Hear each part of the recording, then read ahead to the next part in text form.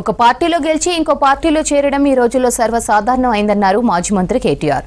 రాష్ట్రంలో భవిష్యత్తు బీఆర్ఎస్ పార్టీదేనని, కాంగ్రెస్ పాలనలో అందరూ బాధపడుతున్నారని చెప్పారు. కాంగ్రెస్ పాలనపై ప్రజలు గర్జిస్తున్నారని చెప్పారు. తెలంగాణ భవన్లో ఖమ్మం జిల్లా బీఆర్ఎస్ నేతలతో సమావేశమయ్యారు కేటీఆర్. త్వరలోనే కేసీఆర్ అందరినీ కలుస్తారని చెప్పారు. కేసీఆర్ ను ముఖ్యమంత్రిని చేసే వరకు అందరూ కలిసికట్టుగా పనిచేయాలని పిలుపునిచ్చారు కేటీఆర్. ముమ్మాటికి ఇప్పుడున్న రైతు సమస్యలు ఇక్కడి నుంచి నేను నేరుగా నిరంజన్ రెడ్డి గారి ఇంటికి పోవాలి. అక్కడ మన రైతు అధ్యయన కమిటీ అని ఒకటి కమిటీ వేసుకున్నాం.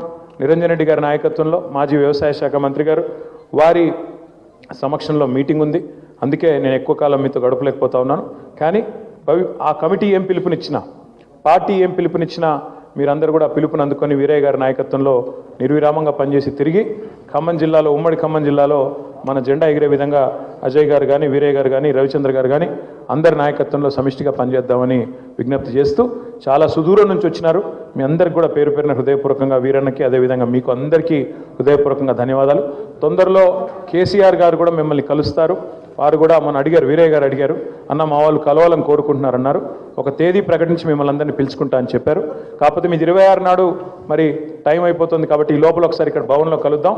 తర్వాత కేసీఆర్ గారితో కూడా మీటింగ్ ఏర్పాటు చేసి మళ్ళీ మీ అందరినీ, కౌన్సిలర్ని, వాళ్ళ కుటుంబ సభ్యుల్ని, ఇంకా ముఖ్య నాయకుల్ని కూడా సత్తుపల్లి నుండి తీసుకొని వచ్చి కల్పిస్తామని చెప్పి తెలియజేస్తాం.